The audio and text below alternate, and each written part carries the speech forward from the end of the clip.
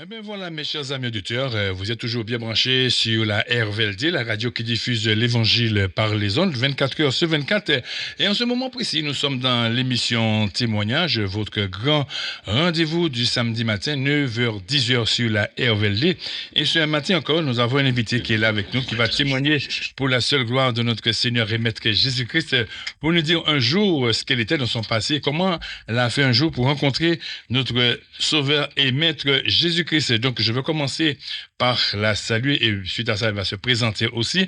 Alors, bonjour, ma chère sœur. Est-ce que tu peux déjà te présenter, nous dire qui tu es et moi? Bonjour, je m'appelle Marjorie, j'ai 26 ans. Je vis en France métropolitaine, avec ma mère et mes 2 frères.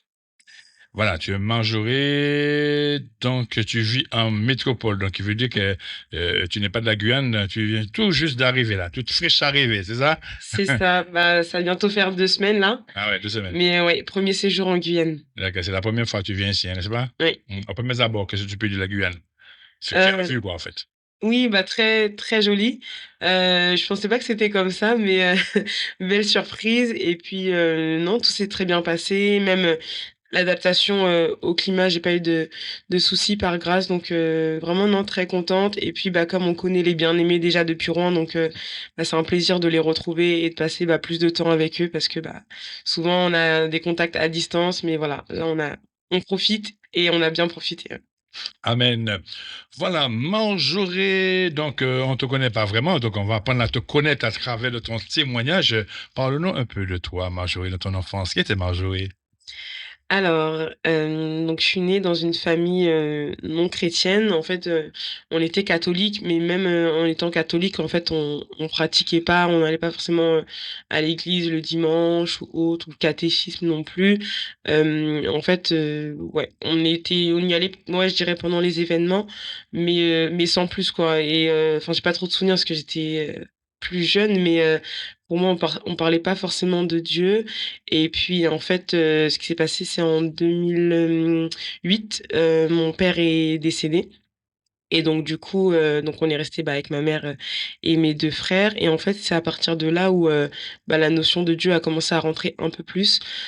Pourquoi? Bah, parce que déjà, en fait, autour, du décès de mon père, il y avait pas mal de pratiques un peu douteuses et on avait dans la famille quand même quelques, personnes qui étaient chrétiennes donc qui ont poussé un peu ma mère, vers les églises, on va dire et donc du coup, voilà, c'est les premières fois où là je rentre, bah, dans des assemblées, mais sans forcément, voilà, m'impliquer plus que ça et puis, quelques années après, donc ma mère, a pris son baptême dans une première assemblée, donc nous, on allait avec elle, en fait, on la suivait, donc on allait à l'école du dimanche, mais moi j'y allais parce qu'il fallait y aller, en fait, je suivais par obéissance. D'accord. Et, là, en préambule, tu me disais que vous y allez à l'église, les grandes occasions, c'est-à-dire, Bah, par exemple, un mariage, un baptême, quelque chose comme ça, en fait. ouais, C'est pas que, uniquement ça. voilà, c'est comme ça. Oui, mais on n'allait pas au culte pour dire: «Bon, c'est dimanche matin, on va prier», Mais j'aimerais savoir tout de même quel genre d'éducation as-tu reçu?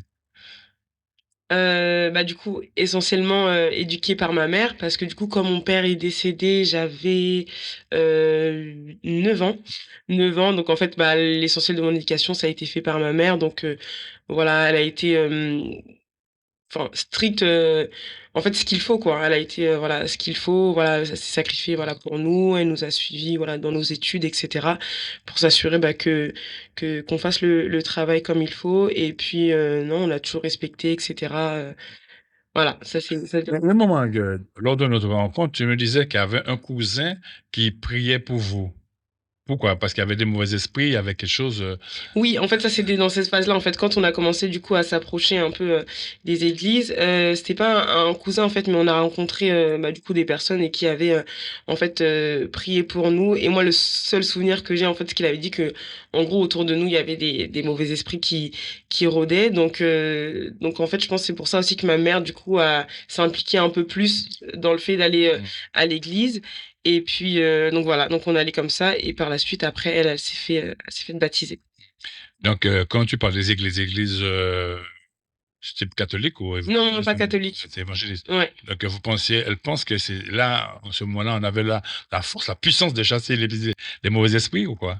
Bah après pour moi elle connaissait déjà en fait parce que pour moi elle connaissait déjà en fait un peu le Seigneur mais du coup là en fait ça a acté vraiment que en fait il y a un problème et il faut résoudre ça en fait parce que bah en général on se dit bon on est tous chrétiens on connaît et les mauvais esprits tout ça donc elle avait déjà ces notions là mais là ça je pense que après j'en ai pas parlé en direct avec elle mais je pense que du coup cet événement là a fait que bah, en fait, il fallait qu'on s'approche des églises, il fallait qu'on aille là-bas, etc.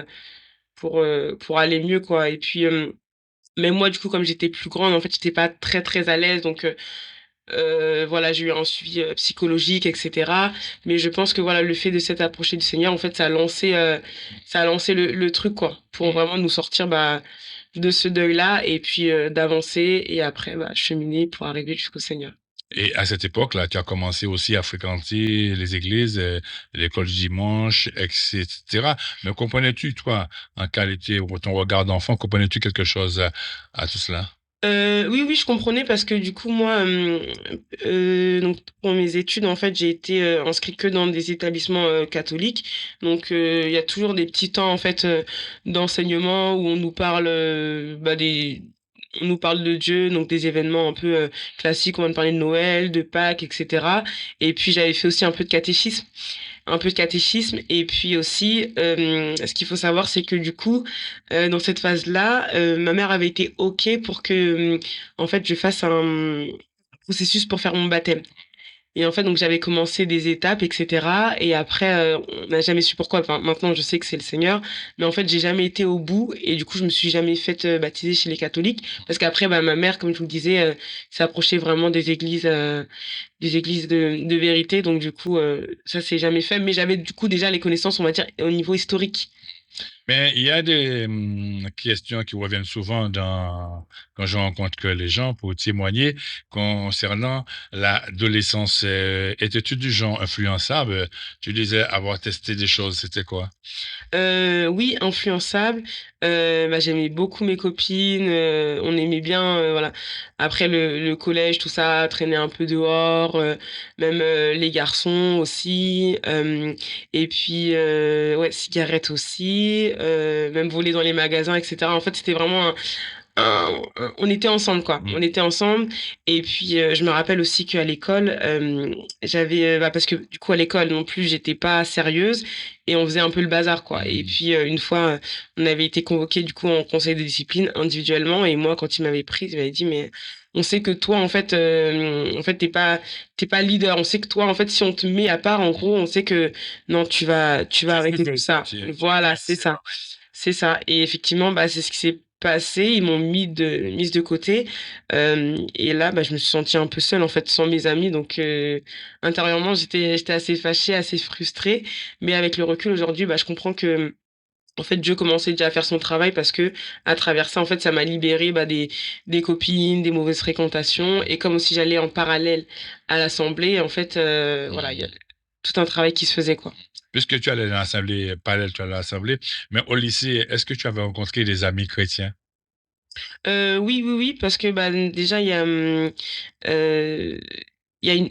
Oui, parce qu'en fait, je vous ai expliqué du coup que ma mère donc s'est fait baptiser dans une première assemblée et après on est arrivé dans l'assemblée dans laquelle je suis là actuellement et donc là-bas en fait il y avait des jeunes et qui étaient aussi dans mon lycée.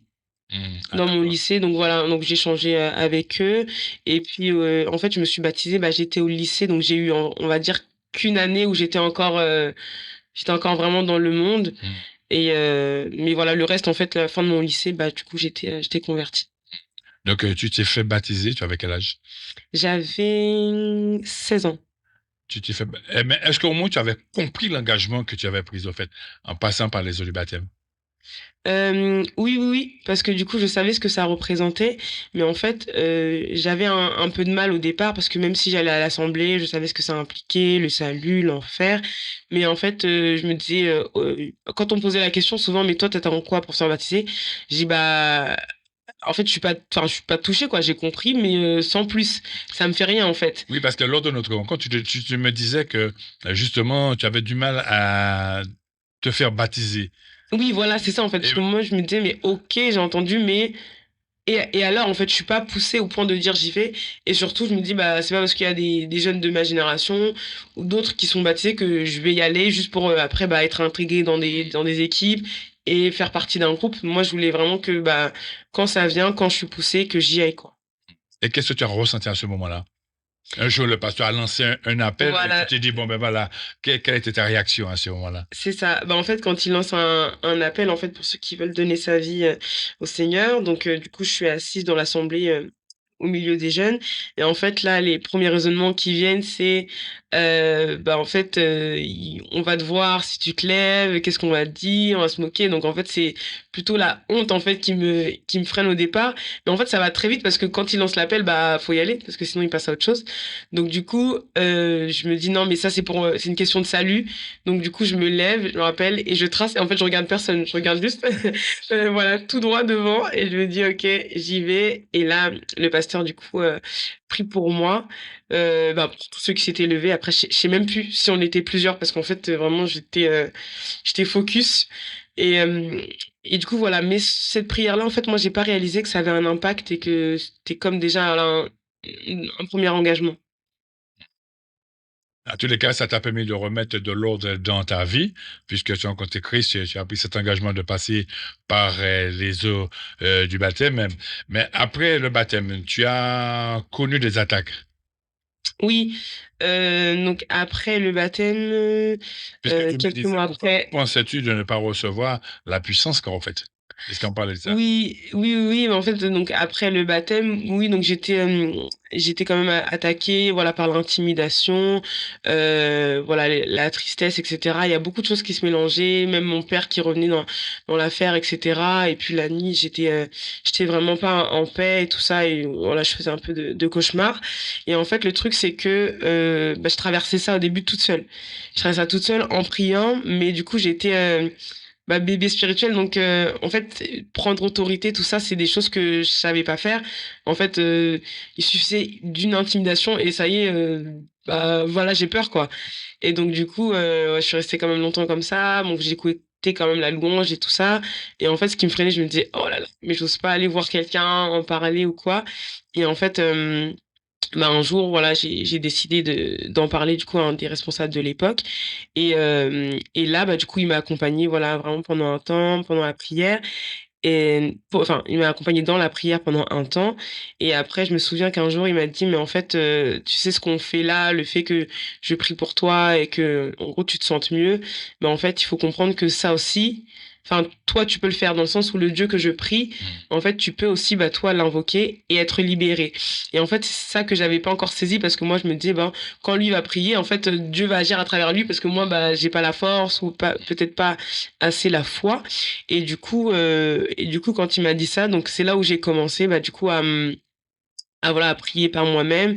Et puis, voilà, ça a pris un peu de temps, mais après, j'ai compris, en fait, que non, que ce que Dieu faisait à travers lui, en fait, qu'il peut le faire aussi à travers moi. Donc, du coup, ça m'a beaucoup aidé, bah, pour être libérée, à prendre autorité et être définitivement libérée. Et après, avec le recul, je me disais, bah, en fait, Dieu m'a fait passer par là, bah, pour que je comprenne déjà qui il était, en fait. Et ça m'a beaucoup aidé, même pour la suite, de dire, bah, quand il y a un problème, une intimidation, tu sais que non, là, il faut prendre autorité, je refuse, etc. La peur ne doit pas avoir sa place et à tous les niveaux. Et ça m'a beaucoup aidé. Et sur le coup, quand on vit la chose, bah, c'est dur. Mais en fait, avec le recul, après, je me dis merci Seigneur parce que là, première étape avec toi, j'ai vu ce que tu pouvais faire. Donc déjà, sur d'autres choses, je sais que là, vous allez plus m'avoir. Voilà quoi, dehors. Je sais, ouais, en tous les cas, lorsqu'on sort de nos seigneurs, on passe par les eaux du baptême, on devient ennemi de Satan. Oui. Donc, il va nous attaquer par toutes sortes de manières, etc. Mais suite à ça, tu es tombé malade et tu as été hospitalisé. Sens-tu vraiment la présence de Dieu à travers cette épreuve? C'était une grosse épreuve pour toi tout de même. Oui, donc ça en fait c'est arrivé un an après, donc en 2017. Donc en 2017 en fait j'avais voilà des symptômes visibles Et le sujet, c'est qu'en fait, on savait pas voilà ce que j'avais. Et quand j'allais voir les médecins, bon, on me disait bon, c'est des allergies, donc on me donne une première fois des médicaments. Je reviens parce que ça s'est toujours pas amélioré. Et en fait, on m'augmente les dosages. Et en fait, la question, c'est bah, voilà, on était un peu dépassé. Il fallait qu'on ait le diagnostic pour savoir ce que j'avais parce que ça continue à se dégrader. Et on avait aussi prié pour ça que Dieu bah, éclaire les médecins en fait pour savoir ce que j'avais. Et puis donc un jour, il y a un médecin qui découvre ce que j'ai et en fait comme ça continue à se dégrader donc le temps de la prise en charge ça a nécessité en fait que je me fasse hospitaliser donc voilà j'avais un suivi quand même régulier des difficultés physiques voilà des souffrances mais en fait j'étais en paix et j'étais vraiment en paix et puis j'étais visitée par les bien-aimés qui venaient voir. Alors le côté frustrant c'est que du coup on sent que les gens bah, sont quand même tristes ou parfois qui prennent des pincettes et en fait ça en tout cas ça c'est quelque chose qui pouvait me déstabiliser en fait le fait de voir les gens souffrir ou qui se disent mais ça va t'es sûr ça va et moi en fait j'étais bien par la grâce de Dieu j'étais bien et pendant ces temps-là bah j'avais ma Bible avec moi donc j'avais des temps pour lire la Bible pour prier pour écouter la louange et et voilà pour moi c'était une épreuve mais du coup dans laquelle vraiment je sentais que j'étais portée par Dieu et en fait les médecins donc quand ils expliquent ils disent en fait que c'est une maladie à vie donc du coup il y a un traitement là qui est mis en place et en fait donc avec le temps, voilà, je vois que ça dure une année, 2 années, et enfin, je commence à être un peu saoulée en fait. Donc je néglige et tout ça, et je me dis mais en fait Seigneur, pourquoi tu permets ça? Pourquoi tu permets ça? Parce que bah parce que enfin c'est dur, et je sais aussi que toi tu peux guérir, que mais pourquoi je vis ça? Parce que moi, ça me saoule de prendre des médicaments, d'être contrainte à tout ça. Et puis, en fait, du coup, la réponse que j'ai eue, c'est par rapport à Jean 9. En fait, donc passage dans lequel il dit en fait que cette maladie est pour la gloire de Dieu. Voilà. Et tu penses que le Seigneur, à un certain moment, va te guérir, bien sûr. Tiens, si tu gardes cette foi, en tous les cas. Oui, oui, oui, je garde cette foi. Après, quand, je sais pas. Mais non, non, non, je garde cette foi. Après, je me dis, bah, comme la Bible nous dit aussi que toute chose concourt au bien de ceux qui aiment Dieu. Donc, moi, je sais que j'ai déjà vu sa gloire déjà à certains niveaux, même dans les études, parce que du coup, bah, j'étais en études pendant cette période-là, et même les examens, bah, j'ai pu, voilà, valider mes années par grâce, j'ai jamais eu aucun problème, et même les professeurs, bah, ont été du coup disposés à me faire des sessions uniques, même d'examen uniquement pour moi, pour que je puisse repasser l'examen parce que j'étais absente, du coup. Donc oui, voilà, j'ai vu sa gloire à différents niveaux et j'attends le point final avec la guérison. Mais après, je me dis que voilà, ça prendra bah, le temps que lui a déterminé. Voilà, s'il faut que le médecin entende parler de lui ou je ne sais pas qui à travers bah, tout ce suivi-là médical, bah voilà, je sais qu'en tout cas, il me fait pas souffrir pour rien. Donc voilà, ça prendra le temps que lui a déterminé. Amen. Mais en tous les cas, garde tout de même la foi, puisque notre timing, c'est pas le timing de Dieu. Dieu sait à quel moment il agira certainement, puisque la parole même nous dit que par les meurtrissures de Jésus, nous sommes guéris. Mhm. Mais en tous les cas, si tu gardes la foi, Jésus dit, tout ce que tu demandes, quoi que tu l'as reçu. Si tu crois que tu l'as reçu, ben quoi, à ta guérison, de toute façon, je le proclame sur ta vie, que tu sois entièrement guéri dans la Amen. personne de Jésus-Christ, notre Sauveur et Seigneur. Mais à part de ça, je sais aussi que tu es une musicienne. Hein, tu fais de la batterie, je crois. Comment tu as fait pour entrer dans... Pourquoi c'est cet instrument? Pourquoi pas un autre instrument? Alors en fait, initialement, du coup, moi j'étais donc attirée par la batterie et du coup, je me suis dit parce qu'on a eu une occasion à l'église du coup de faire des cours de musique, donc je me suis dit ah bah tiens, j'en profite, je m'inscris pour la batterie parce que j'aime bien et j'ai envie de savoir jouer de la batterie. Et donc du coup, je me lance dans ça. Donc on fait les cours, donc voilà, j'aime bien, je suis investie. Je suis impliquée et en fait pour moi c'était tout quoi, enfin ça s'arrêtait là et en fait progressivement bah là on m'a dit bah là tu vas intégrer la louange pour faire les répétitions avec eux. Donc je me dis ok, d'accord. Donc en fait tant que je suis pas sur le devant de la scène, ça va. Je me dis ok, on y va. Donc je fais les répétitions et après on me dit bon bah tu vas jouer. Donc pour moi je me dis coup de stress, je me dis ça c'était pas prévu ça. Ça c'était vraiment pas prévu. Mais du coup, ouais, Dieu a forcé un peu les choses. Et donc la louange. Et bah, j'ai vu aussi sa main parce que du coup, parfois quand j'avais des difficultés ou quoi, bah, je me dis, bah, Seigneur, permette que j'y arrive, que ça se passe bien, et aussi que je sois dans la paix et que malgré tout, j'arrive à te louer. Parce que moi, c'était mon principal sujet en fait. Je me dis bah j'ai pas envie de rester bloqué sur les rythmes ou d'être concentré que sur ça, mais je veux pouvoir te louer parce que voilà, c'est pas évident. Et en fait pour moi ça a été un peu un fardeau parce que moi comme c'était pas prévu dans mon programme, je me dis mais waouh, c'est un peu lourd, mais après j'ai compris bah voilà que Dieu me voulait là-bas, donc j'ai continué et puis Dieu s'est glorifié et une fois que j'ai dit oui, ok, Seigneur, j'accepte que c'est mon appel, bah voilà, me voici. Et donc du coup j'ai intégré aussi par la suite la chorale, mais dans toutes ces phases-là en fait Dieu m'a souvent mis dans des plans un peu cascade quoi, m'a poussé un peu parce que je pense qu'il voyait que ça décollait pas forcément. Ou par exemple, j'ai un exemple, un concert où on me dit bah là il y a un tel qui est pas là, donc là c'est toi. Et là je me dis mince. Donc je sais que c'est Dieu déjà, mais sur le coup ça percute parce que je me dis aïe. Bon, d'accord, et ça s'est bien passé par la grâce de Dieu. Mais du coup, voilà. Donc, une fois qu'il m'a fait comprendre que non, il faut que tu sois là, bah, voilà, j'y suis. Mais dis-moi, est-ce que la batterie, c'est quelque chose que tu as toujours voulu faire quand tu étais petite ou c'est venu comme ça ou c'est Dieu qui t'a inspiré? Non, c'est venu comme ça, en fait, bah, par le désir, en fait, de jouer, en fait, d'un instrument. Et après, bah, c'est par la suite, en fait, je me dis, bah, c'est Dieu qui avait permis parce que, en fait, il m'a conduit, du coup, en finalité, à jouer dans la chorale ou dans la louange. Et donc, je me dis, bah, en fait, ce désir-là, je pense que ça venait de lui, quoi. Parce qu'en plus, ouais, non, étant petite, j'ai jamais fait d'instrument. Et voilà, moi, j'étais plutôt danse, mais vraiment pas instrument C'est vrai parce musique. que c'est très rare de voir des filles qui choisissent, bon, de faire de la batterie, puis choisir autre chose, le violon, piano, un peu la guitare, très rare. Ouais, Mais très rare la batterie. Bon, ouais, c'est ça. c'est faire, hein, c'est. Oui, c'est ça. Et j'avais souvent des questions. Je me disais, mais ah bon, mais pourquoi t'as choisi la batterie et tout? Je dis, je sais pas, j'ai été attirée comme ça par la batterie. Et voilà, ça se fait comme ça. Ça se fait comme ça. Hmm. En tous les cas, nous allons écouter maintenant un titre que tu as choisi. Je crois, Je loue ton nom éternel. Est-ce Mm. que tu peux nous dire pour quelle raison tu as choisi ce titre-là?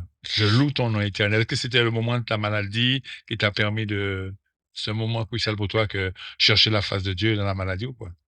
Non, non, non, pas forcément dans la maladie, mais c'est un chant voilà, que j'aime beaucoup, en fait, dans lequel en fait, on dit que Dieu est venu dans notre vie, qu'il est venu en fait, du ciel sur la terre pour nous, et en fait, qu'il nous montre la voie. Et voilà, c'est un chant que j'aime beaucoup. En tout cas, il n'y a pas forcément une histoire derrière, mais voilà, c'est un chant qui me touche particulièrement. Ok, nous allons apprécier ce titre-là. Bien, voilà, Marjorie. Donc, on se retrouve pour la suite de ton témoignage où tu vas nous dire pas mal de choses que tu as vécues avec le Seigneur. Maintenant, hein, depuis un moment, tu vois les bénédictions dans ta vie, tu sers Dieu fidèlement. Alors, qu'est-ce que tu as demandé à Dieu? Je sais pas, parce que le plus souvent qu'on arrive au service de Dieu, on a envie de faire quelque chose pour le Seigneur. Mhm. Hein, parce qu'on dit, Seigneur, j'aimais bien travailler pour toi, mais je ne sais pas quoi faire pour toi. Qu'est-ce que toi, tu as demandé au Seigneur? Qu'est-ce que tu as demandé? Tu as dit au Seigneur, je voulais faire quoi pour toi? Donc, une fois que je me suis convertie, en fait, j'ai suivi les enseignements voilà, de base qu'on donne dans l'assemblée. Et après, en fait, j'ai été mise dans l'équipe école du dimanche. En fait, je pense que pareil, c'est là où Dieu me voulait. En fait, moi, j'avais pas fait de demande particulière en disant voilà, je veux être là où j'avais pas forcément prié. Et en fait, j'ai continué du coup dans l'école du dimanche. Et de ça a découlé aussi d'autres équipes en lien avec la jeunesse. Et du coup, j'ai compris que Dieu voulait que je travaille voilà avec les enfants, les jeunes et qui m'utiliserait aussi à ce niveau-là. Et après, comme je disais, du coup, j'ai eu les autres équipes aussi par rapport à la batterie, donc louange et chorale. Hmm. Tout à fait. Mais j'aimerais revenir tout de même avec toi parce que une question qui me revient à l'esprit à l'instant concernant la maladie. Lorsqu'on souffre, penses-tu que Dieu le veut? Il y a Euh, certaines personnes qui disent, par exemple, c'est la volonté de Dieu que je tombe malade, par exemple. oui. Qu'est-ce que tu peux dire sur ça, toi? Je dirais que oui, oui, oui, bah, que Dieu permet ça. Et en plus, bah, comme dit la Bible, c'est que toute chose concourt au bien de ceux qui aiment Dieu. Donc, à partir de ce moment-là, je me dis bah, que c'est en fait, il y a quelque chose pour nous, quoi. Et par rapport à ça, je me dis, bah, souvent, on va se dire, OK, on est malade, on souffre, mais bah, on peut vivre aussi la gloire de Dieu, on peut se rapprocher de Dieu, on peut expérimenter bah, voilà, ses promesses. Et puis, donc pour moi, c'est vrai que voilà, physiquement, je pense que moralement, c'est pas évident, mais il y a quelque chose derrière. Et, euh, et Dieu nous porte dans tout ça, en fait. Et on a même des exemples bah, dans la Bible de personnes qui ont pu être malades, gravement atteintes. Mais en fait, on voit que Dieu est toujours là. Et je pense que voilà, c'est pas évident de se détacher de la partie physique, médicale et de regarder qu'à Dieu. Mais je pense que voilà, c'est la finalité. Et surtout, je me dis, bah, en fait, qu'il nous aime. Donc je pense que même pour lui, nous voir souffrir comme ça, ça doit pas être facile. Ça doit pas être facile bah, pour un père de nous voir souffrir, mais il sait là où il veut nous emmener. Et voilà, c'est pour notre bien au final. Mm. Est-ce que tu penses quelque part, Dieu pourra parler aussi comme il a parlé à, comment il s'appelle, l'apôtre Paul, là, lorsqu'il a dit ma grâce te suffit? Est-ce que Mhm. tu penses quelque part que Dieu te dit aussi ma grâce te suffit, mais dans la maladie, tu peux encore le glorifier? Oui, Parce que oui. quelqu'un peut-être qui est malade en ce moment, tu peux peut-être l'encourager à travers ton témoignage toi-même, ce que tu vis. Mhm. Oui, bah pour moi, en fait, la maladie, c'est pas un obstacle par rapport à Dieu, mais justement, comme je disais, bah, ça va plus nous aider à nous rapprocher de lui et puis et à rester bah, focalisé aussi sur la partie Dieu parce que bah on est malade, donc tout ça, bah, c'est lié au péché déjà originel, mais du coup de vraiment rester focalisé sur Dieu et puis bah, pas hésiter aussi à demander du soutien dans la prière. euh, à louer Dieu et même dans toute cette souffrance-là, bah, de glorifier Dieu, en fait, de dire bah, qui il est. C'est pas parce que je suis malade que tu n'es pas puissant, c'est pas parce que je suis malade que tu n'es pas amour, et de demander voilà, à vivre vraiment parce que lui veut qu'on vive et qu'on arrive à l'objectif que lui veut, quoi. Parce Mm. que je pense qu'il fait pas ça, bah, comme je disais, pour nous souffrir, qu'on souffre pour rien, mais qu'il y a un objectif derrière et que, bah, en tout cas, les personnes malades, bah, je dirais bah voilà de chercher cet objectif-là euh, coûte que coûte, et une fois qu'on trouve ça bah déjà ça nous apaise un peu parce qu'on se dit ok, bah soit c'est pour la gloire de Dieu, soit c'est pour me rapprocher de lui. Parfois il y a toutes ces choses-là aussi qui sont combinées en même temps, mais vraiment voilà de pas rester focalisé sur ça et de s'attendre à Dieu. Et parfois aussi, quand je réfléchis à ça, je me dis, mais comme je disais, en fait, ça se trouve, c'est juste, peut-être un jour, je vais croiser quelqu'un dans la salle d'attente parce que je suis venue à un rendez-vous par rapport à cette maladie. Je vais lui parler de Dieu et peut-être que ce jour-là, bah, tout va finir. En fait, je sais pas, des fois, voilà, j'imagine des choses comme ça parce que je me dis que parfois, il peut faire déplacer tout un groupe ou même une personne qui va à l'autre bout du monde ou je sais pas, mais pour une seule personne, quoi. Donc, je me dis, je sais pas si c'est pour une seule personne ou pourquoi. Mais en tout cas, moi, je sais que j'ai pris ma part et que, bah, voilà.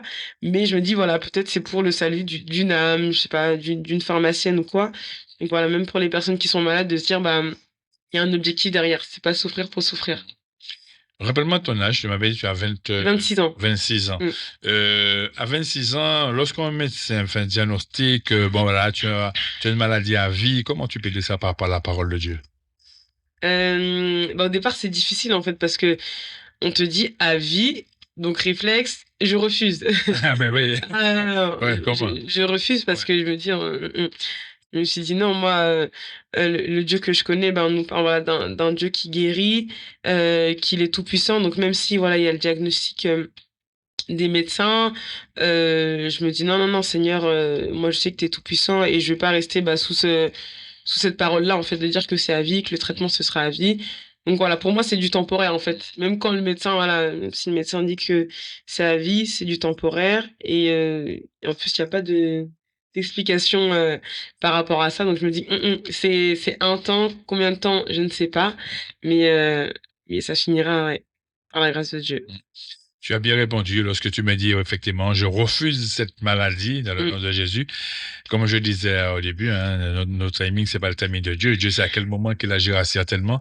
Peut-être à travers de cette maladie, c'est pour le glorifier, pour peut-être amener quelqu'un, comme tu le dis, hein. Peut-être tu vas dans la salle d'attente et puis voilà, tu rencontres quelqu'un que tu lui parles de Dieu, puis la personne accepte notre Seigneur comme Sauveur et Seigneur personnellement. En tous les cas, depuis, tu vois la bénédiction de Dieu dans ta vie, tu le sers fidèlement. C'est pas ça qui t'arrête, hein, de toute façon. Mmh. Tu continues à les servir, mais j'aimerais te dire, te demander, as-tu une pensée, un encouragement pour nos amis qui nous écoutent en ce moment?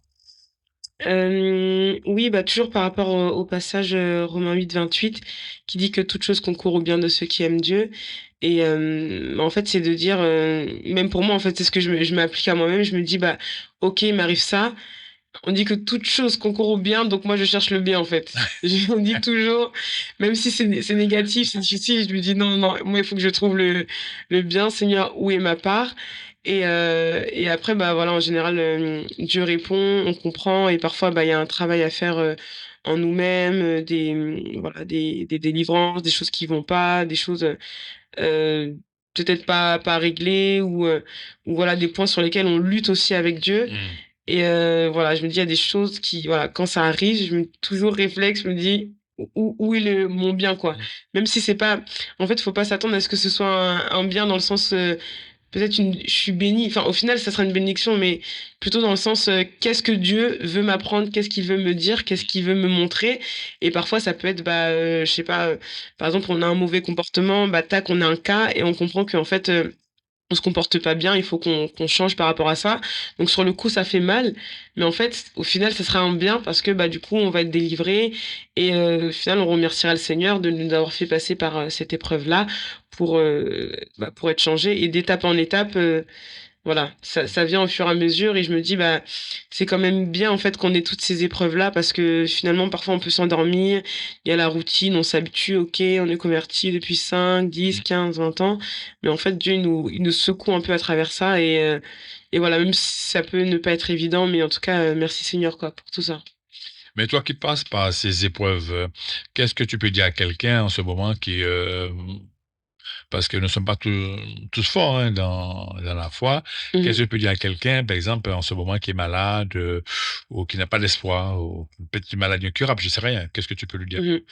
Bah, je dirais, en fait, de pas rester, focalisé sur les diagnostics, des médecins, mais de refuser, de refuser et de demander à Dieu, bah, qu'il fasse sa volonté, qu'il puisse, bah, guérir s'il veut guérir et mais que en fait, dans toutes ces choses-là, comme je disais, en fait, revenir à Dieu toujours, en fait, de pas rester focalisé sur ça.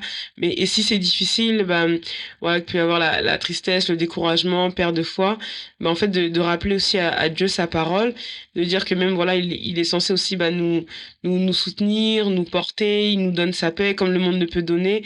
Donc, toujours rechercher ces choses-là par rapport à ce que lui nous dit, en fait, de prendre la parole et de dire, bah voilà, tu dis ça, donc Seigneur, moi je veux voir ça, toi t'es pas un menteur, donc moi je vis ça, tu dis bah qu'on aura la paix. Euh, tu dis que tu peux guérir, que tu es tout puissant, donc tout lui dire et pas garder aussi les frustrations bah, dans son cœur en fait de dire bah là je souffre, j'en peux plus, je t'en veux, je suis fâché contre toi et de tout lui dire en fait parce que lui déjà il sait à l'avance mais si on ne lui dit pas bah il peut pas régler la chose donc d'être vraiment franc avec Dieu et de lui dire voilà si c'est difficile, si vous sentez que vous avez plus envie, que c'est compliqué, bah de lui dire tout ça et de croire voilà en sa parole qui voilà qui peut s'accomplir en tout cas selon sa volonté bien sûr parce que bah il y a nous on fait nos demandes mais après il y a lui bah le temps que lui a déterminé et s'il veut parce que comme lui il sait la finalité en fait peut-être qu'il va pas nous donner la chose tout de suite en fait il va nous la donner bah au moment où ce sera bon pour nous mais voilà de rester vraiment focalisé et de demander je dirais vraiment la paix la paix ça je trouve que c'est vraiment important d'avoir la paix bah, dans la souffrance. Amen. En tous les cas, il faut rester persévérant. Forcément, à un moment bien donné, que Dieu agira certainement, puisque tu es encore jeune. Hein. Mhm. Je pense que Dieu va forcément te guérir. Hein. C'est le mon plus grand souhait pour toi. Oui. Que vraiment que la main de Jésus-Christ soit sur toi et que tu sois un sujet de bénédiction, un canal de bénédiction pour ton témoignage que tu vas donner par la suite pour nous dire, forcément, tu vas revenir ici pour donner ce beau témoignage. Tu te rappelles, il y a peut-être 1 an ou 2 ans de ça, ou bien peut-être quelques mois, je ne sais rien. Mhm. Dans 1 mois, tu reviens, tu dis, Charles, tu sais quelque chose, le Seigneur m'a guéri. Eh ouais, c'est le plus grand souhait. De toute façon, toute personne qui est malade est sur de la guérison. De toute façon, même si on est Oui, grippé, on prie pour ça, on prie pour la oui, guérison. oui, oui. Petite grippe, un petit rhume, on prie pour que le Seigneur, j'aimerais retrouver la forme qu'en fait. Hein. Mhm. Ouais, Voilà. tout à fait. En tous les cas, je te remercie énormément pour ton témoignage. Est-ce que tu as d'autres choses à ajouter? Non, non, non, j'ai pas d'autre chose à ajouter.